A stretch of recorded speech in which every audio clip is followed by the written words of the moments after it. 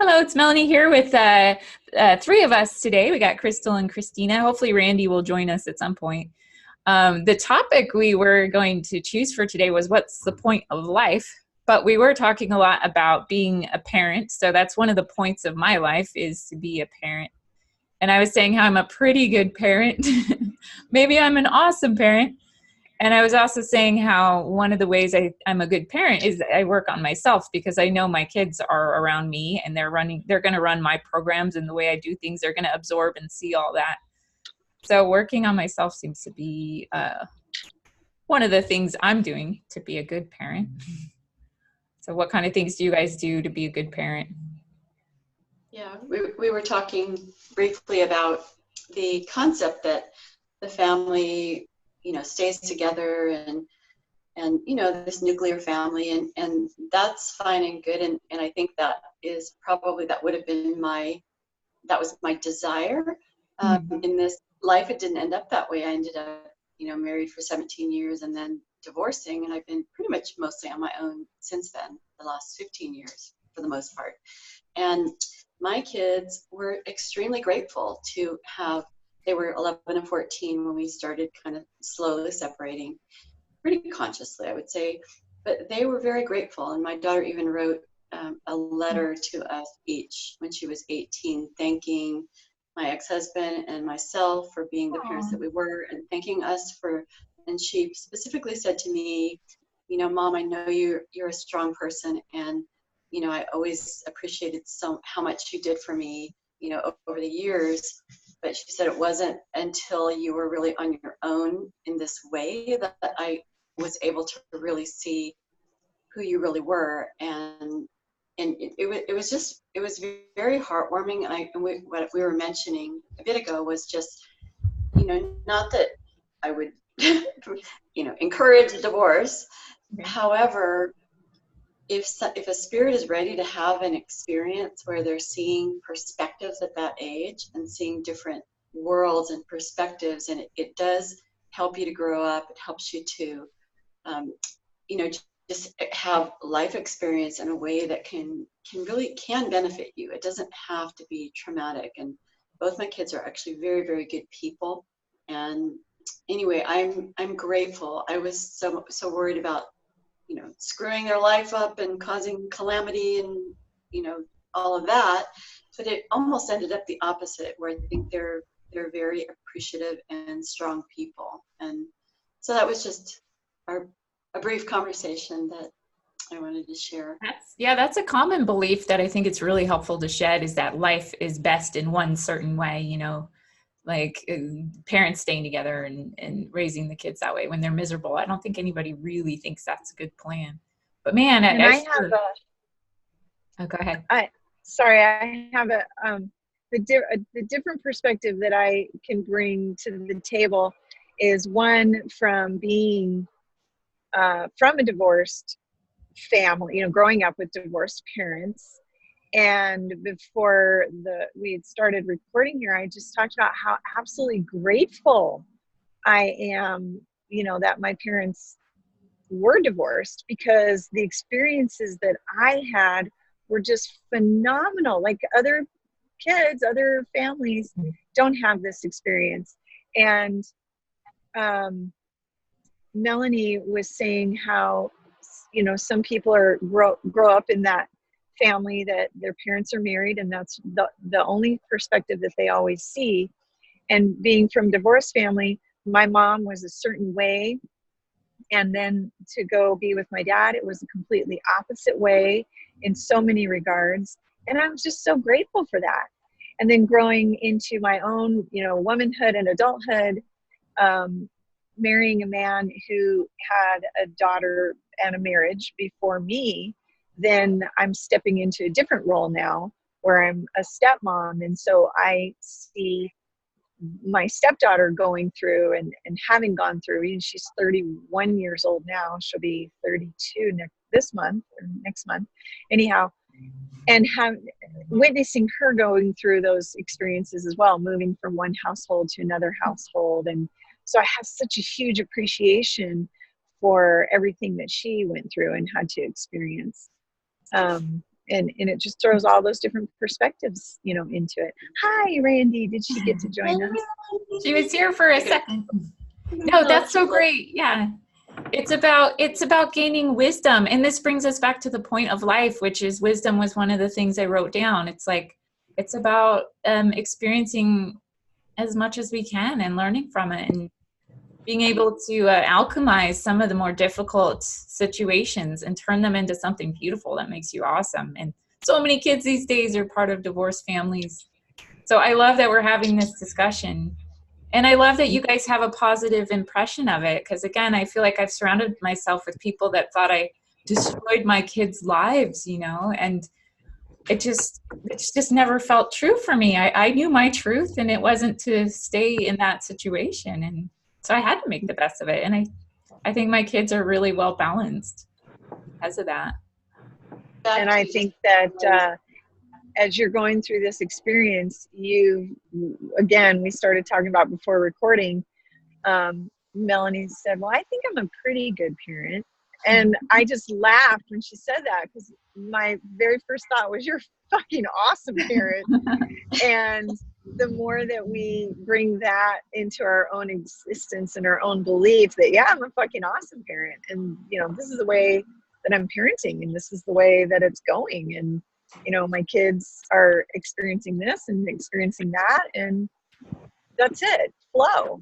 You know? Well, I was feeling kind of like a bad parent because I took my daughter to a static dance, and like the Mormon version of Melanie would have been like, what is this? This is preposterous, you know, because they're wearing like the yoga bra tops and everybody's dancing, and like a lot of the guys are shirtless. And here I've got my 14-year-old daughter, and she's just dancing, having a great time. I was like, am I a bad parent? But then I thought about it. I was like, we just moved our bodies. Like there wasn't any creepers anywhere. It was just this really great fun experience. Totally different than what I would have done 7-8 years ago. But it's so cool. Hello, Randi. Yeah. Hi, Sorry, Randi. guys. In my mind, I was thinking the call was at 1 o'clock. I forgot that we changed 10. So It's okay. Krystal was smart and told Tony, because I was downstairs not even by my phone at all. So turn this way, actually. Anyway, Yeah. that's already half of it. Do you guys have some good? No, we just started like 5 minutes ago, but it's such a broad topic. It's interesting because the thing that stood out to me the most about what is the point kind of it all, or of life, it's that it's a question. And what I love is, like, one of the things that's helped me deal with some of my life situations with the health of my parents over the last 20 years was a question from Access Consciousness, which is, how does it get any better than this? And it sounds so simple, but when you ask the question from a place of despair and longing, and when you're in a really challenging place, the question is, how does it get any better than this? Like it's like that emphasis on any, like a little better, just any better, give me anything. And it's a plea to kind of grab onto something hopeful. But conversely, when you're in a place of jubilation or excitement about life, it's, how does it get any better than this? It's like a proclamation. And so the same thing with this question. It's like, what is the purpose of it all?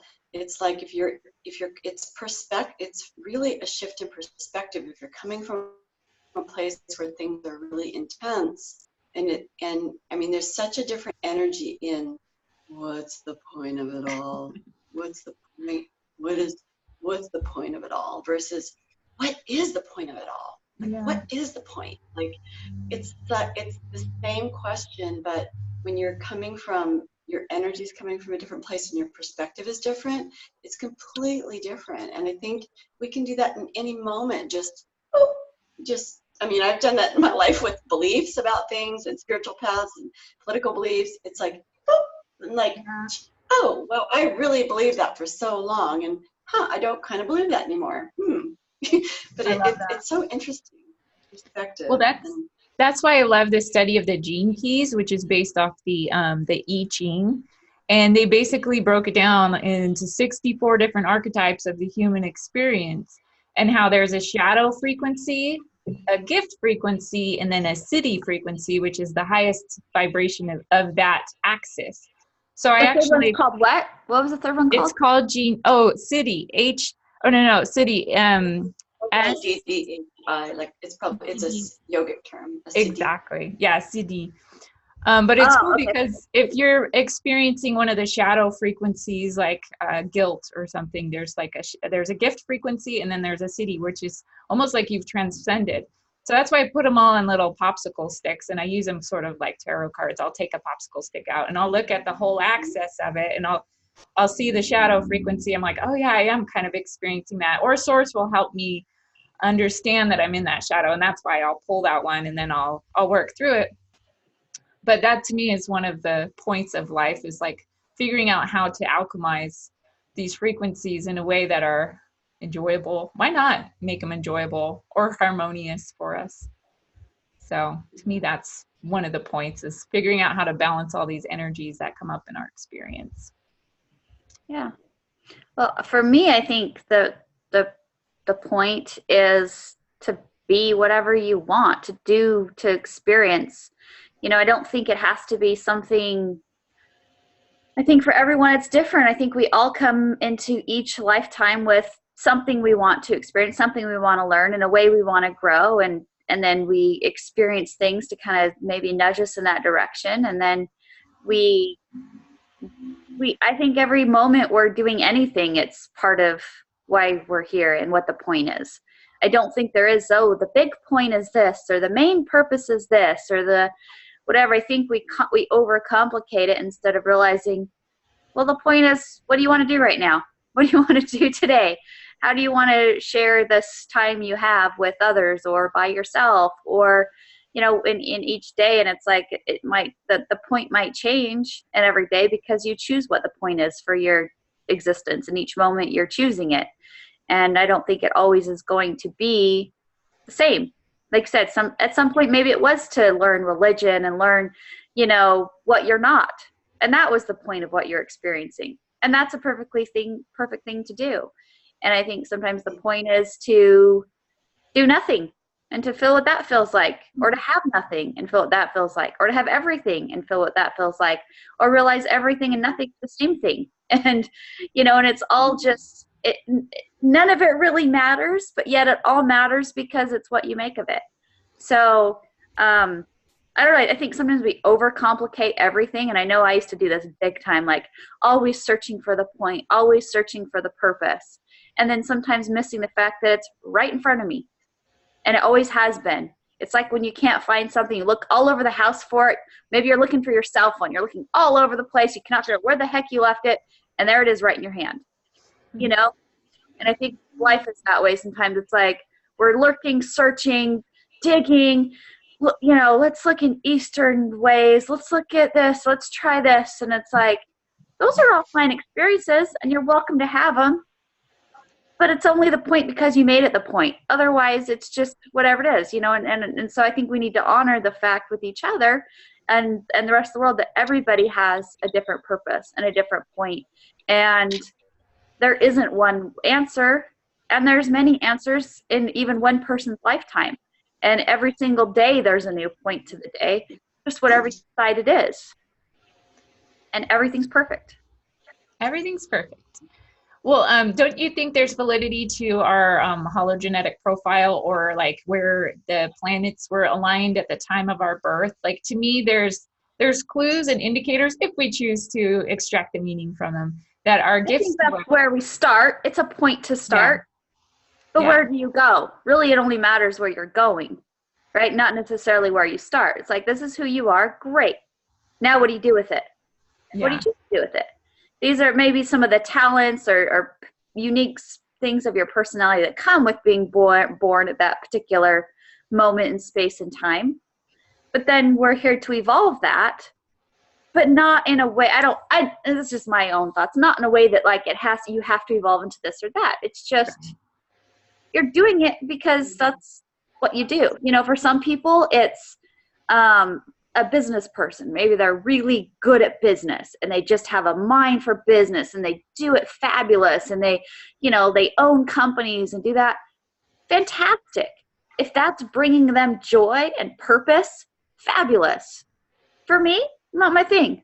You know, it's like I don't get too wrapped up in it, and but not to judge anyone that does, because that's exactly what they're good at. And then for us, maybe our purpose is to be right here talking about how everybody's purpose is perfect. That's our purpose today in this moment. And so I just think that it's ever evolving in each moment, and there really isn't an ultimate purpose. There really isn't.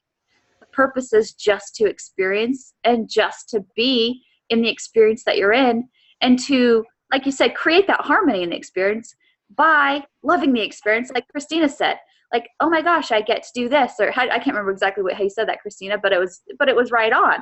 It's like just the energy behind the experience that really matters. And if you're having a negative experience, then that's probably exactly what you need too, to show you what isn't serving you and where you maybe aren't seeing the perspective clearly, because I think life is always meant to be joyful. And when you are living. With that, I also want to talk a little bit about fear and how you can still be living in joy and be fearful, or have fear surrounding something, or have it drag you down. Again, back to the way Christina was describing it. You know, you could say, oh, you know, what were you saying, Christina? Well, just saying it like, what's the point of it all? It's very. What's the point? Yeah. And hopeless. Like, I don't even know why I'm here, kind of a thing. Versus, you know, What's it? A different. Yay! Like, wow, I'm here. Yeah. And right now I'm on this cross-country road trip by myself, and it's far. You know, it's far, and I'm in a car I'm not familiar with, and I'm on roads and highways I'm not familiar with. And so I have shifted back and forth between, oh my gosh, I'm so fearful. And then I'm like, dang, I'm so fearful. This is so exciting. Like, you know, so I think that it's brought me joy, you know, really stepping out of, you know, usually my husband's with me. He's always driving, and I just feel so secure in that. And now I'm like having to embrace my own sense of security and, you know, things like that, and know that it is what it is. You know, it's great. Absolutely. And I think every adventure in life, there's also going to be little fears that creep in. It's, do you let them do you let them fill you to the point where you don't move? Or do you just go forward and say, all right, I'm doing this, and see how it feels?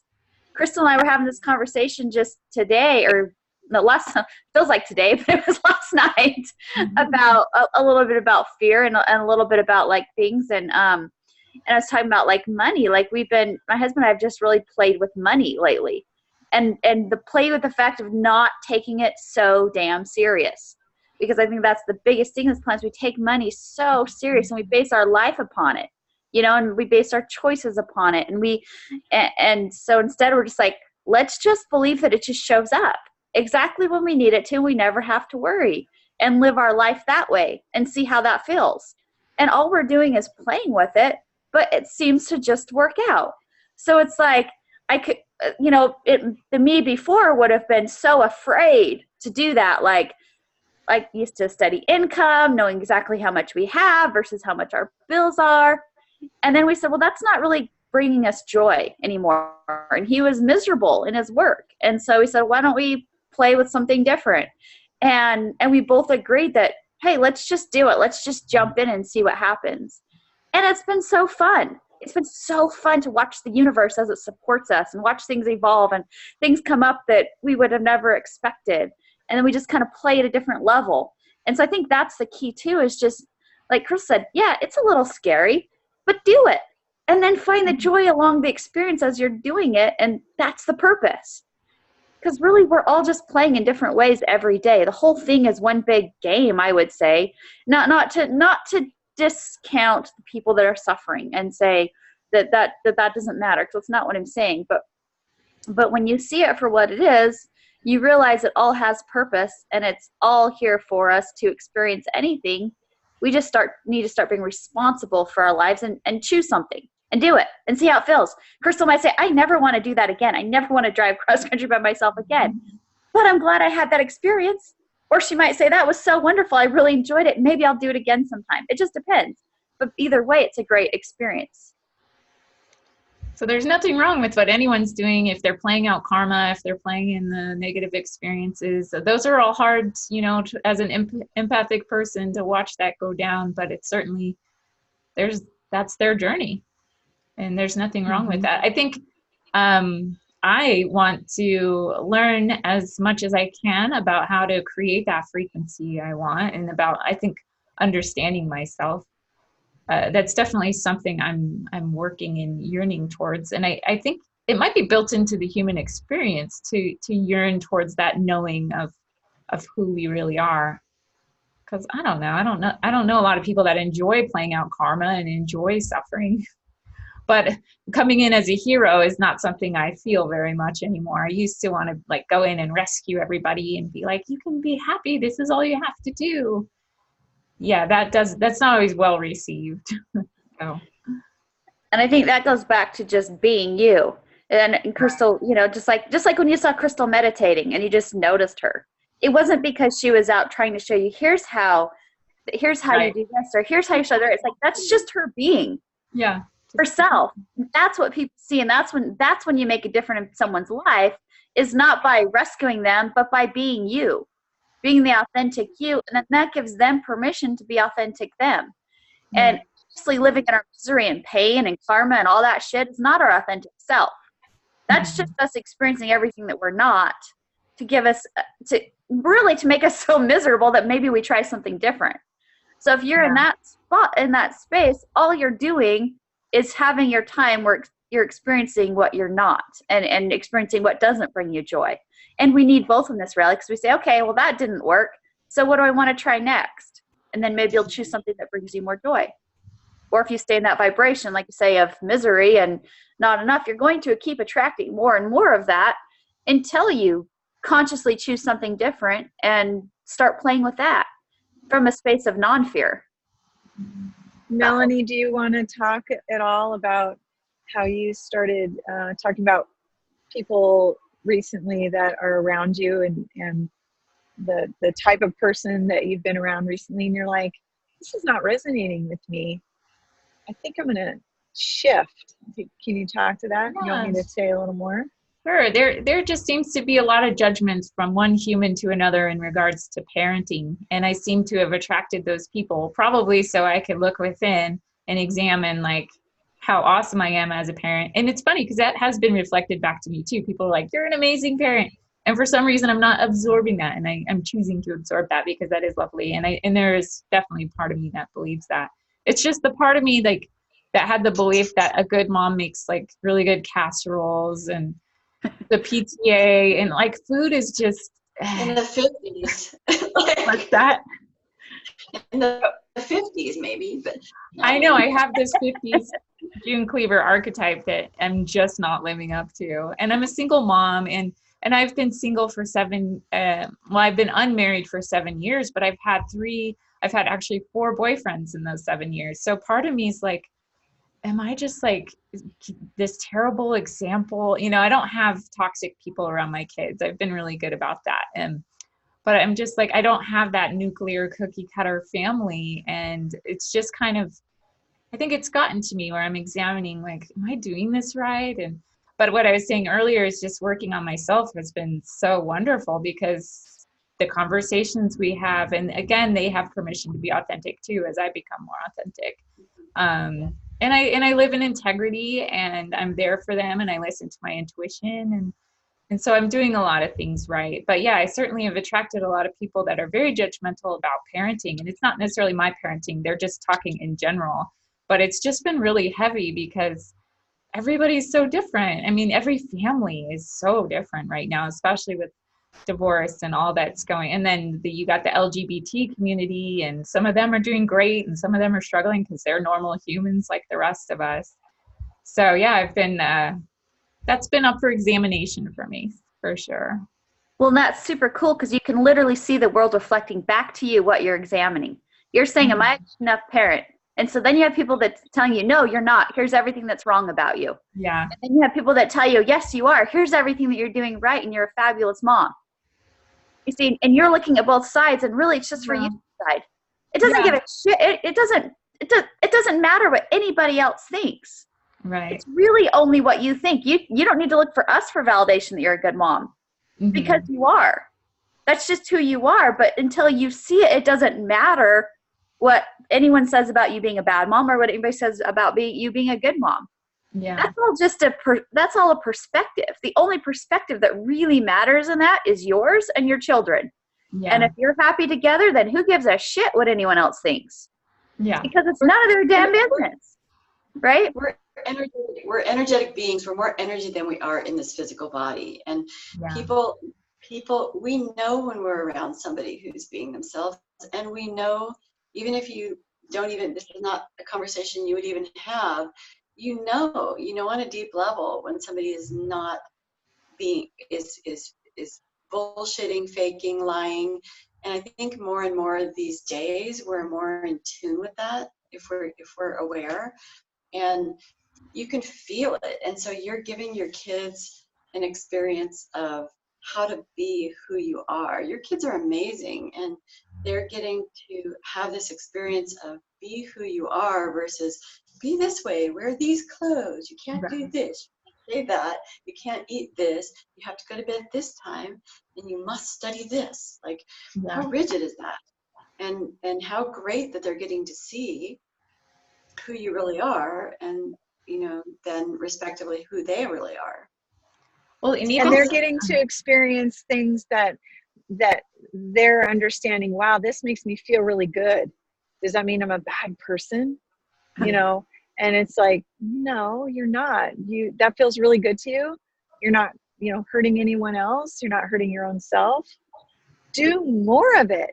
And then see how that rolls for them. And then they'll recoil, or we all do this. I mean, it's not just our kids, and you can contract back into yourself, and then feel yourself closed off and feel these, emotions. And typically with contraction, we get more negative on ourselves, and we feel isolated. And then when they experience the expansion, like, oh, that feels so good, and then you start just going back to that idea. We're all energetic beings. We are all consciousness. And then you're experiencing more of your authentic self, and you're realizing how great that feels. And guess what? More of that's going to be attracted to you, and more of that's going to be attracted to you, and more of that positivity and such. So, yeah. Oh, go ahead. I think that's too how we find our authentic self, by experiencing and realizing, okay, this feels good to me. I like this. I want to do more of this. Well, if it feels good, it must be who you are. It must be what, it's resonating with your truth. Where if it feels yucky, it's probably not resonating with who you are. And who you are is always evolving, but it evolves based upon, I think, these experiences.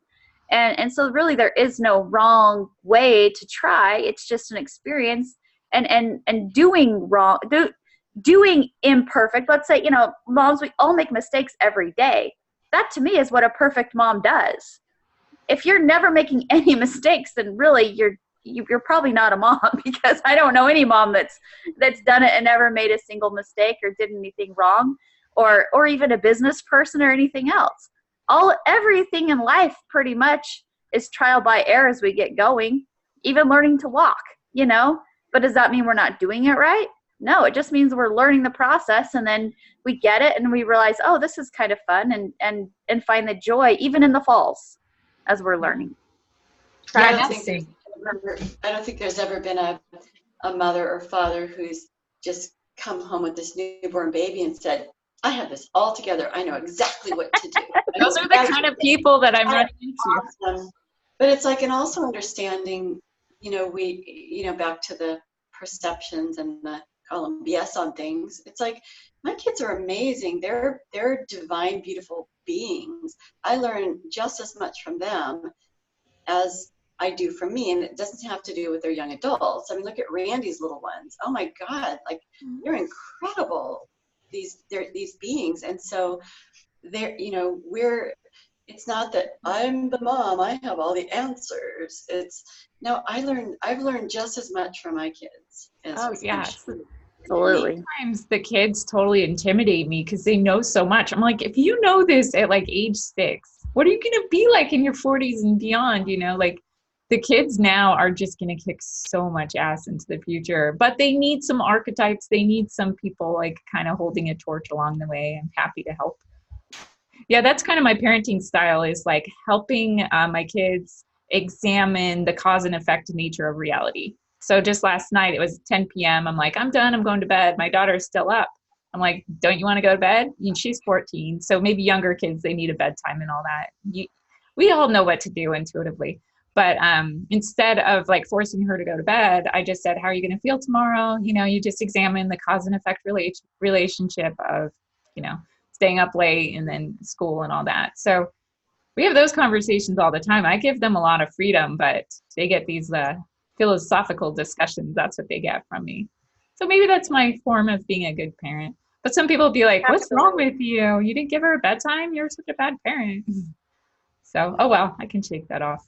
That's how they They run their can make an program. informed, and they Yeah. can make an informed decision, and you're opening their eyes up to, oh, how do you do you remember the last time you stayed up till this late, and how did that go for you the last time, and whatever it was, or do you remember that night you got a really great sleep and da da da da. But you're opening their mind to different possibilities and perspectives, and allowing them to draw their own conclusions based on that, and not operating from a place of fear, but a place of confidence that, okay, she's going to stay up and feel like crap tomorrow. That's going to be her experience, and I doubt she'll probably do that again.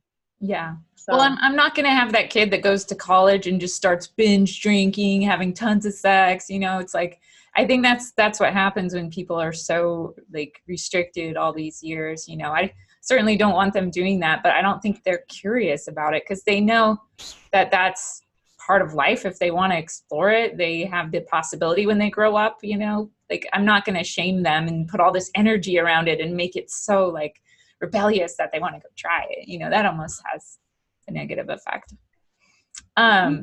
I had a question for you guys. So I've heard people like in the spiritual community talk about how before we come to this planet, we have like certain goals and objectives.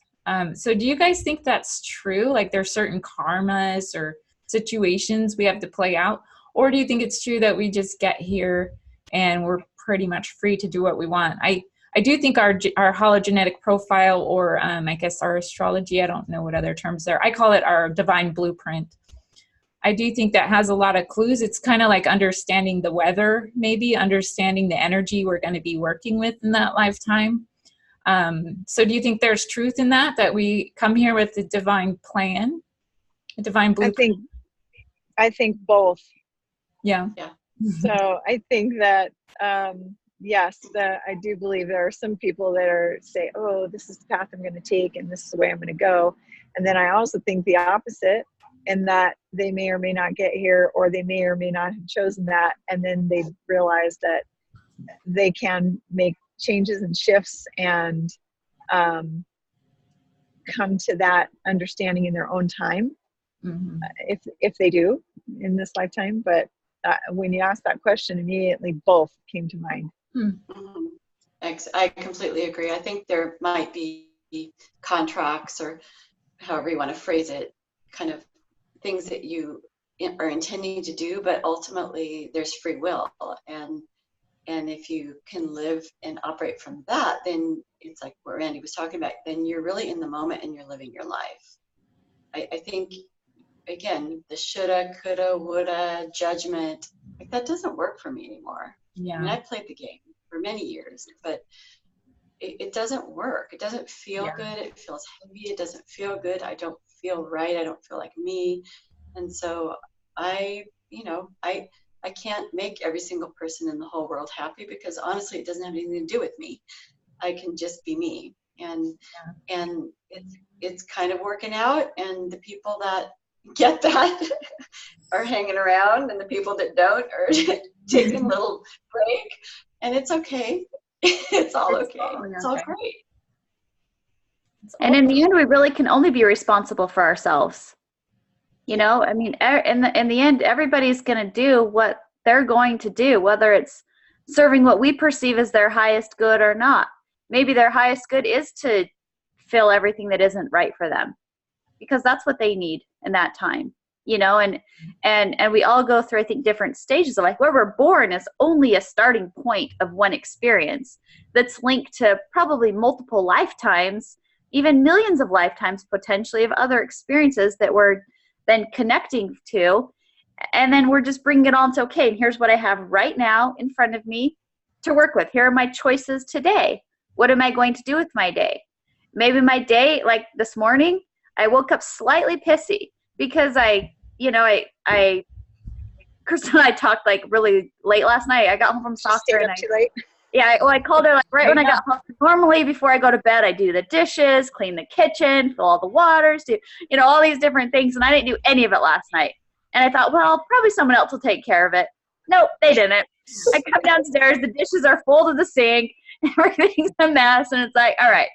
So I had this slightly pissy feeling. I thought, okay, am I going to allow myself to feel this way? Or am I going to be grateful for the opportunity that I had last night to not do it and to visit instead, and just know this is part of my experience right now, is to do stinky dishes because I didn't do them before, and it's all good, and it's going to take me 10 minutes and then I'll be done, and it really doesn't matter. And I don't need that to make me pissy all morning at everybody else. And it's like I was just given that opportunity to really consciously think through that, where my natural reaction in the past might have just been pissy, like, thanks everybody for doing jack shit while I was, you know, took one night off, you know. But it don't have to be that way because it doesn't make me feel good. So it's like it's just little choices like that we're growing through. It's not big life changes typically in a day-to-day. It's little things, little choices, little experiences, little moments that we get to explore more about ourselves and try something new. This is how I normally would have reacted. Am I going to go down that path again, or I'm going to try a different one and see if it feels better? And so I decided to try a different one. So I let go of the pissiness and just did it and, you know, moved on and had a better day. So it's just a choice in each moment.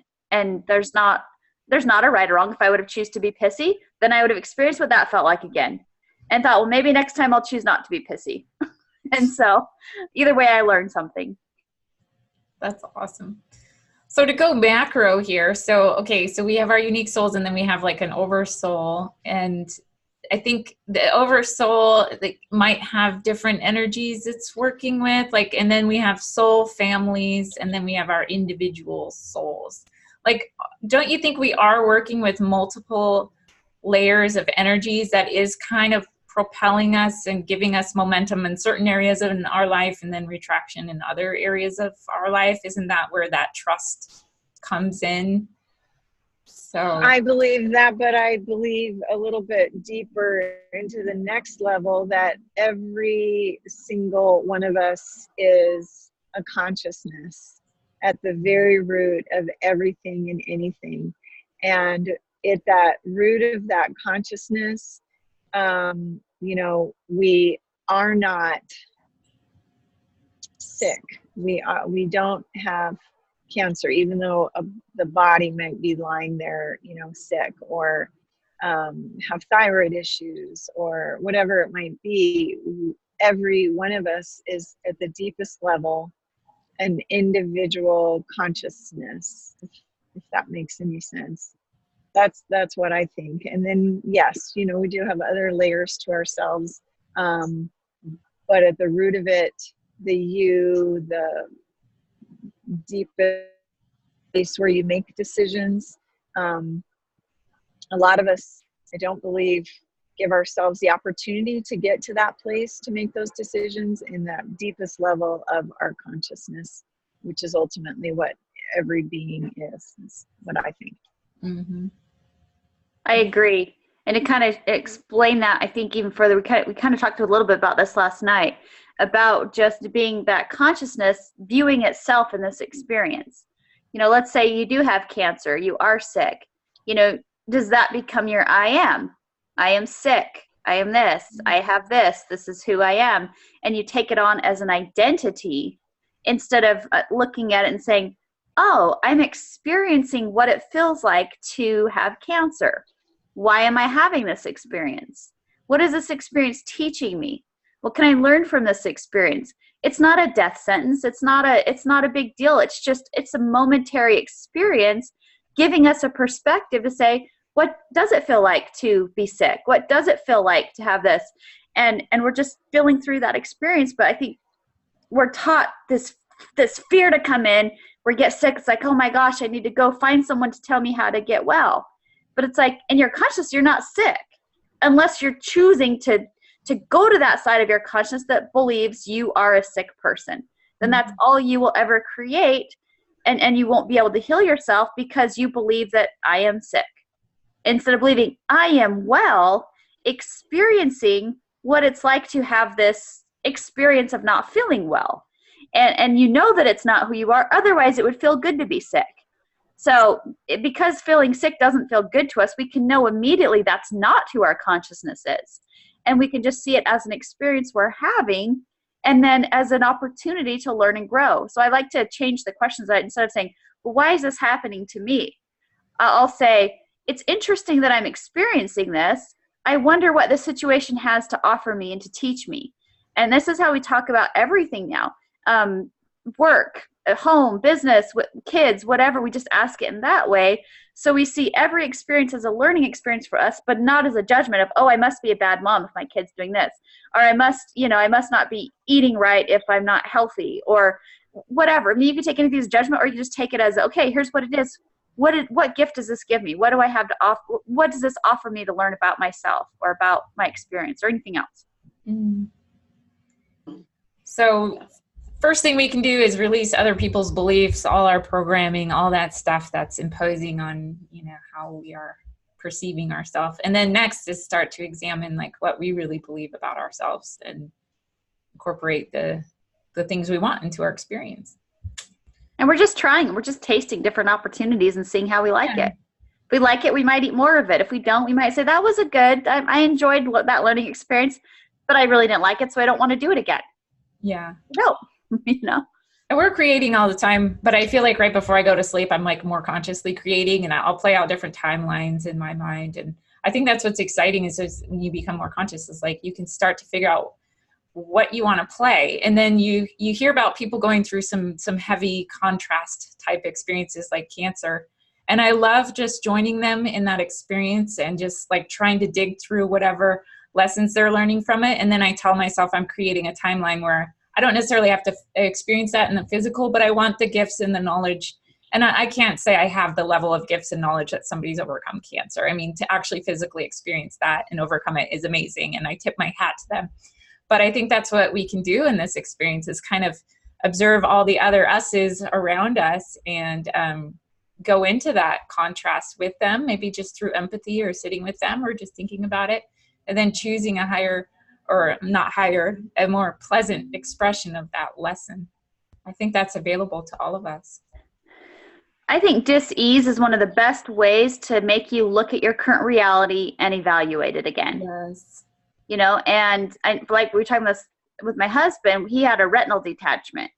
And this was when he was not loving his job. He was not loving what he was doing. He felt stuck and trapped.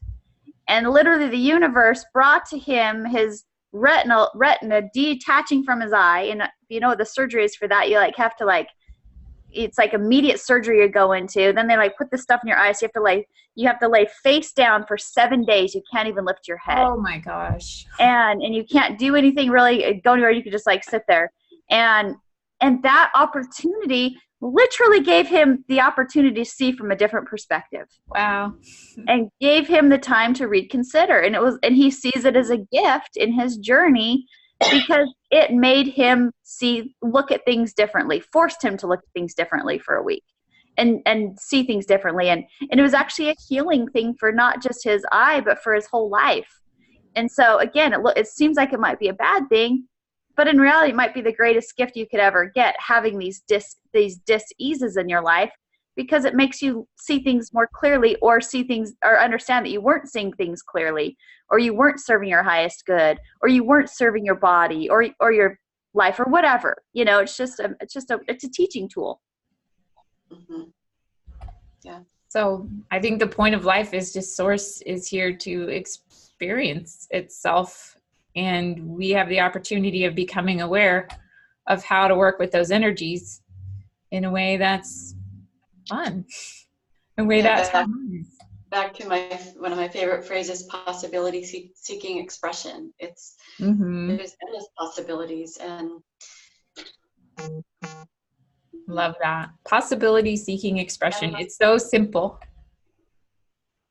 Sorry, did you say something, Christina? Oh, just no. I did. Okay. All right. Well, I got to get going. So I'm going to go ahead and start with our final words for the wrap up. I'll start with me, and then Krystal, Randi, and then Christina. So I just looked at my paper, and the first word that popped out was experience. So similar to what I just said, we're here for experience. And if you make that good or horrible, or neither good nor horrible, it's up to you ultimately. So may you choose joy if you want to. I would strongly encourage it. That's what I'm working on. All right, Krystal. My word is drive. Nice. So always just keep going forward. You have the opportunity to go back if you want. You have the opportunity to stop at the rest stop and just be there. But know that going forward is just going to bring more opportunity through the fear, and embrace that fear and drive. Nice. I like that. I think someone said this word before, but my word's going to be play. Because I think that's really the point. Play. Just play. Play if you're driving. You know, this is, we get silly. It's like, oh, we got to get to a destination. There really is no destination. There's nowhere we're trying to get to in life. We're just meant to enjoy the journey. So play, stop, pull over, get out of the car, see what it's like in that area, see what this new experience offers you. If you don't like it, get back in the car and drive somewhere else. But just play with it all. Don't take yourself so damn serious, or anybody else. I spent way too much of my life being so fucking serious. It's like, I just need to play. I'm offended by that word. Yeah. That's unacceptable, Randi. You know what? Fuck you too. We're all just playing. That was horrible. Can't believe I did that. No. Why not? You totally should do that. That's I fun. know. I took your advice. Play with it. Why not? Now my kid's going to take a screenshot and send it to their dad and be like, this is what mom's up to these days. Who's even deciding which words are bad and which symbols are bad and good? It's like, again, we're just making everything so serious, and it's just silly. It is so dumb. I know. Working through it still, though. I love it. All right, Christina. Okay, and my word is perspective, another P. And just don't forget that you can stop and just see it from a different perspective, see things from a different perspective. If you're having a hard time, just see it from a different perspective, like we've been talking about. And it reminded me of a meme that someone sent last night of this girl in a kind of hideous tutu with these big puffy things on her arm. I posted it. Oh, you did? Yes. I love it. Yeah, yes. It was like dance. Well, you say it. Dance like you.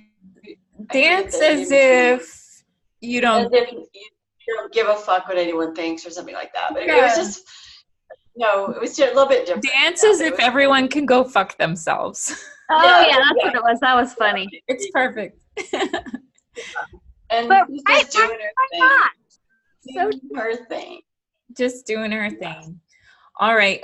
Well, I was thinking about next week. I love the idea of maybe be seen or see others. Like, that's one thing I really want to work on, is like seeing people for who they are. You know, if it means I imagine them as a child, as a teenager, as an old person, as a dog, a rabbit, like just seeing people in their multidimensional way and seeing ourselves that way. I think that's really neat, because that's one thing I've been noticing about people in my experience. I'm really loving the people that see me. They see me as more than just how I look on the outside. They're seeing like different aspects of me that of course I know, but it's so cool when they see it. And so I want to offer that to the people I interact with. So I thought that would be something we could talk about. I love that. Fantastic. Yes. Mhm. All right. Okay, well, goodbye, everybody, and drive safe, Krystal. And I will see you guys all soon. Love you all. Bye-bye. Bye.